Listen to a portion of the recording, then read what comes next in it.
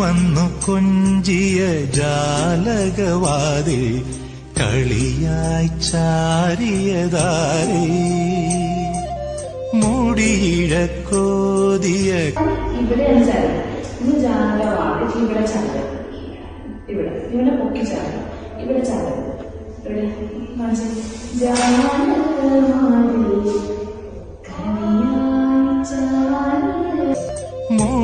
മുടിയിഴക്കോതിയ കാറ്റിൻ മൊഴിയിൽ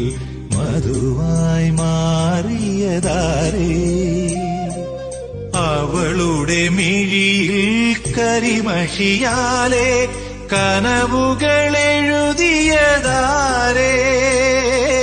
നിനവുകളെഴുതിയതാരേ അവളെ തരളിത